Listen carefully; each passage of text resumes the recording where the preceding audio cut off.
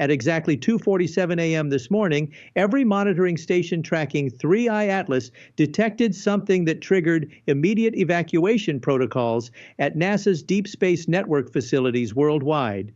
Not equipment malfunction, not atmospheric interference, but the simultaneous opening of what scientists can only describe as geometric ruptures in space itself surrounding the object. 3I Atlas hasn't just been observing Earth anymore. It has begun tearing holes in the fabric of reality. And what's coming through those breaches has left the world's top physicists questioning whether our understanding of the universe was ever correct at all. What I'm about to reveal represents the most catastrophic discovery in the history of space observation. Because we're not just dealing with advanced technology anymore, we're witnessing the systematic perforation of dimensional barriers that were supposed to keep our reality separate from whatever exists beyond. My name is Michio Kaku, and in 40 years of studying theoretical physics and dimensional mechanics, I never imagined I would document the moment when the walls between universes started collapsing around an object we thought we understood. The breach wasn't gradual or accidental. It was deliberate, precise, and executed with the confidence of intelligence that has performed this operation countless times across the cosmos. Have you ever wondered what it would look like if something decided that the laws separating different dimensions were merely suggestions to be ignored? Because that's exactly what 3I Atlas demonstrated at 2:47 a.m. when it opened portals that shouldn't exist according to every principle of physics we've ever discovered. The detection that changed everything. NASA's Goldstone Deep Space Communications Complex in California's Mojave Desert detected the first anomaly. Radio waves passing near 3I Atlas were bending in ways that violated the known geometry of space. Not gravitational lensing, not relativistic effects, but angular distortions that suggested space itself was folding into configurations that don't exist in three-dimensional reality. Dr. Marcus Reynolds, the night shift supervisor, described his experience in the emergency report that triggered the global response. The data stream suddenly showed readings that made no mathematical sense. Objects were appearing at coordinates that would require them to exist in 5 spatial dimensions simultaneously. Then the visual confirmation came through our optical tracking systems. We were seeing geometric structures emerging from nothing, crystallizing out of empty space like frost forming on a window, except the frost was made of folded space-time, and the window was the barrier between dimensions. But here's what made NASA scramble their entire crisis response team within minutes. The portals weren't random fluctuations or natural phenomena.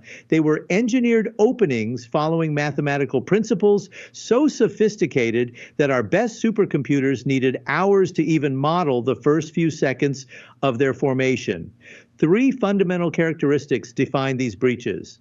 First, they demonstrated perfect geometric precision with edges that maintained molecular level sharpness across distances of hundreds of kilometers. Second, they exhibited selective permeability, allowing certain types of matter and energy through while blocking others according to principles we couldn't identify. Third, and most terrifying, they showed signs of deliberate expansion, as if 3I Atlas was systematically widening these ruptures in reality according to a predetermined schedule. We weren't witnessing natural dimensional instability. We were watching the careful construction of permanent gateways between our universe and something else entirely. The physics of impossibility. Within 3 hours of the initial detection, NASA had assembled an emergency task force that included every available expert in theoretical physics, quantum mechanics, and dimensional mathematics. What they discovered in the breached data challenged fundamental assumptions about how reality operates. The portals that 3I Atlas created weren't just holes in space.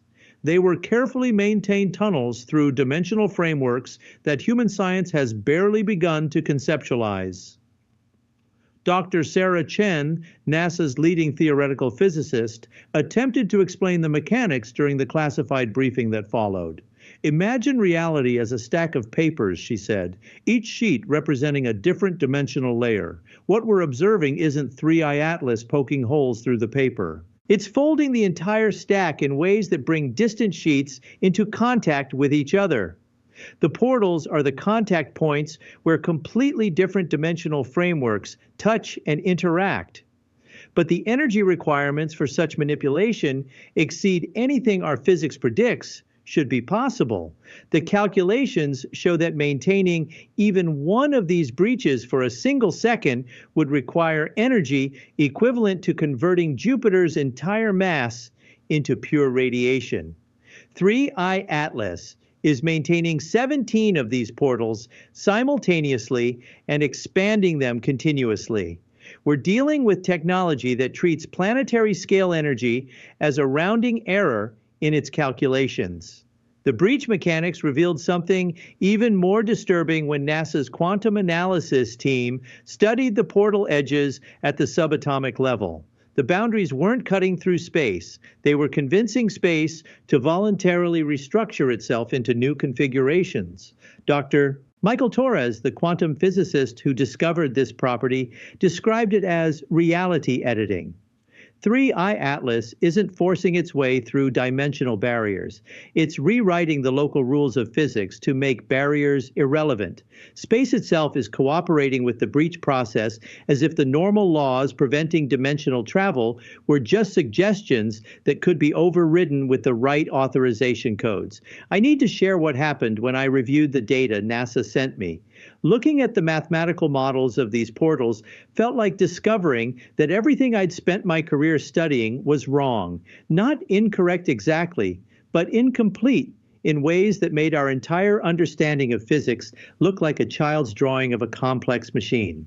The equations describing the breach mechanics contain terms that don't exist in any physics textbook, variables that represent dimensional properties we don't have names for, relationships between space and consciousness that suggest the universe operates according to principles far stranger than we ever imagined. My granddaughter found me at my desk at 4 a.m, staring at these equations with tears running down my face. When she asked what was wrong, I couldn't explain that I was mourning the death of certainty itself. Everything we thought we knew about the boundaries between possible and impossible had just been revealed as convenient fictions maintained by our limited perspective. What's coming through? But the true crisis began when NASA's monitoring systems detected movement within the portals. Not random quantum fluctuations or dimensional echoes, but organized patterns that suggested something was using these breaches as transit corridors. Objects the size of cities moving through geometries that our instruments could barely track, energy signatures that didn't match any form of matter or radiation known to human science, and most disturbing, what appeared to be scanning beams systematically analyzing Earth from the other side of the dimensional barriers.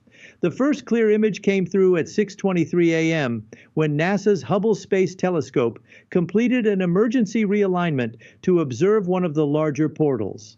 What appeared in the data stream wasn't a spacecraft or a natural phenomenon. It was something that looked like biological tissue merged with crystalline architecture, existing in more dimensions than human vision could properly perceive.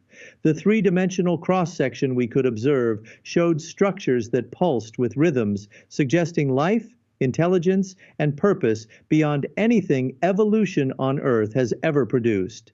Dr. Jennifer Martinez, NASA's astrobiologist assigned to analyze the images, required psychological evaluation after spending 4 hours studying what came through the portals. Her report, now classified at the highest levels, described entities that defied every category of life science has established. Not carbon-based or silicon-based, but something that exists across dimensional boundaries where the distinction between matter and energy, between physical and informational, becomes meaningless. These weren't aliens in the sense of extraterrestrial life. They were trans-dimensional consciousnesses that happened to be paying attention to our corner of reality because 3i Atlas had opened doors that caught their interest. But the most terrifying discovery came when NASA's artificial intelligence systems attempted to predict what these entities might want from Earth. The AI analysis produced results that were so disturbing, the entire research team recommended immediate destruction of the predictive models. Before the data could be erased, I managed to see the summary. The entities coming through the portals showed interest patterns consistent with collectors, researchers, and something the AI classified as consciousness harvesters, with probability confidence levels that suggested Earth wasn't just being observed anymore. We were being evaluated as a resource by intelligences that existed outside our dimensional framework. The scramble. Within 8 hours of the initial breach detection, NASA activated crisis protocols that haven't been used since the most dangerous moments of the Cold War. Every available deep space tracking facility was redirected to monitor the portals. Emergency funding was authorized for round-the-clock observation. And most significantly, NASA established direct communication links with military command structures worldwide because the portal breach had transformed from a scientific curiosity into a potential existential threat requiring defense planning. But scrambling wasn't just about observation and defense. It was about desperate attempts to understand what 3I Atlas had done and whether humanity possessed any capacity to respond. Research teams worked in shifts around the clock, analyzing data that challenged everything they'd ever learned. Engineers examined whether Earth possessed any technology capable of closing these dimensional breaches or at least slowing their expansion. Military strategists attempted to develop response scenarios for entities that could move through dimensions as casually as humans walk through doorways. The scramble revealed something deeply unsettling about humanity's cosmic preparedness. Every contingency plan NASA and world militaries had developed assumed threats that operated according to the same physical laws we experience. Asteroids, solar radiation, even hypothetical alien spacecraft all made sense within our framework of reality. But dimensional breaches that allowed transit for entities existing across multiple realities simultaneously? We had no protocols, no weapons, no strategies that even applied to this category of threat. General Patricia Hayes, commander of the newly formed Space Defense Initiative, described the military assessment during the classified briefing. We're like medieval knights preparing to fight enemies armed with machine guns, except the disparity is far worse because at least knights and gunners exist in the same dimensional framework. These entities operate from perspectives where our most advanced weapons might not even register as relevant threats. How do you defend against something that can approach from directions that don't exist in three-dimensional space?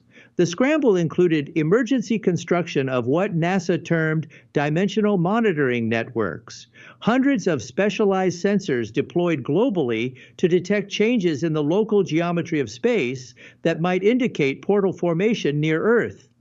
If 3I Atlas could open these breaches in orbit, what prevented it from opening them inside Earth's atmosphere, inside our cities, inside the facilities where we were desperately trying to understand what was happening?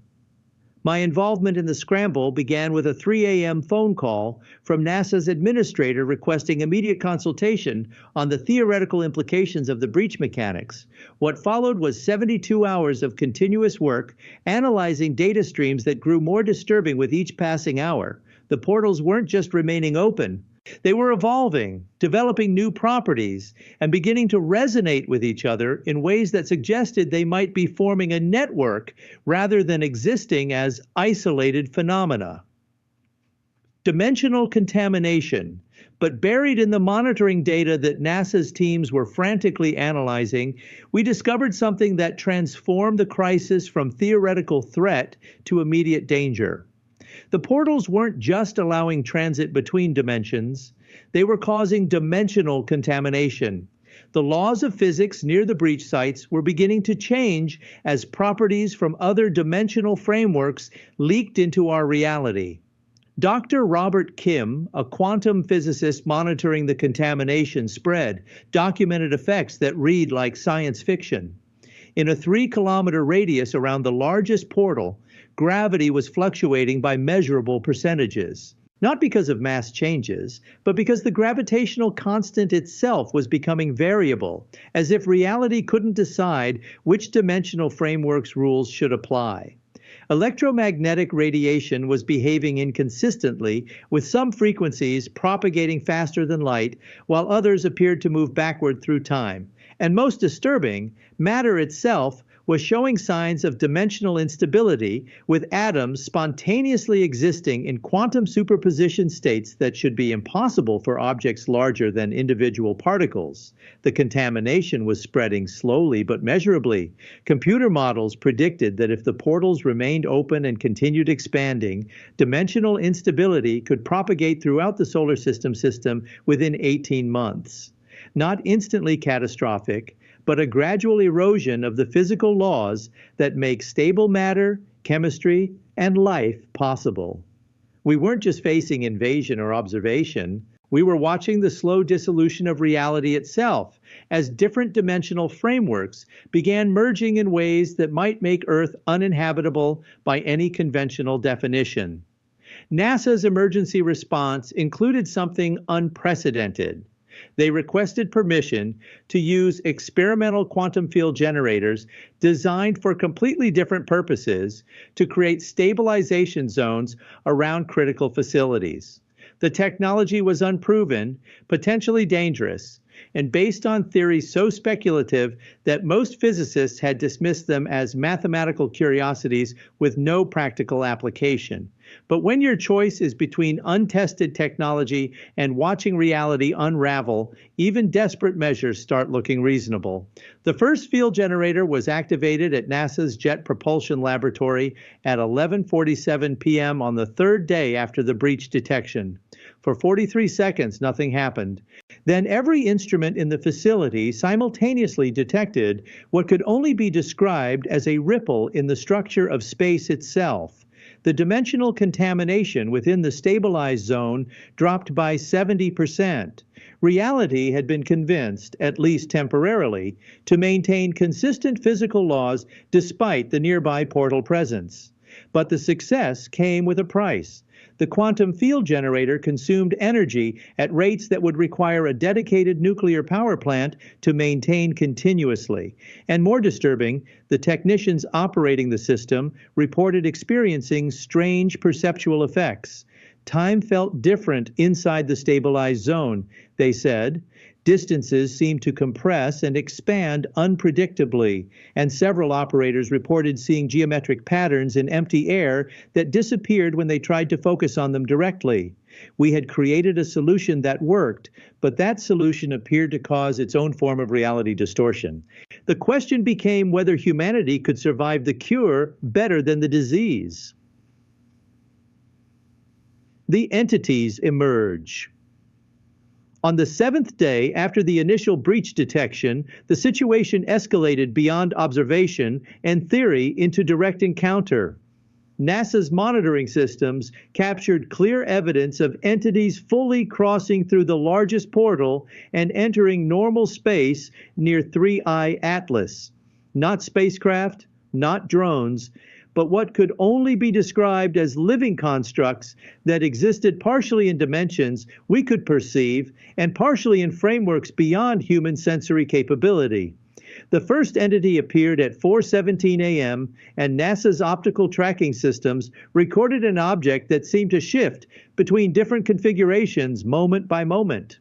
Sometimes it resembled biological tissue, other times crystalline structure, occasionally pure energy patterns, and frequently forms that the human brain couldn't process into coherent visual information. The entity measured approximately 3 kilometers in its longest dimension, though that measurement fluctuated as the object's geometry changed continuously.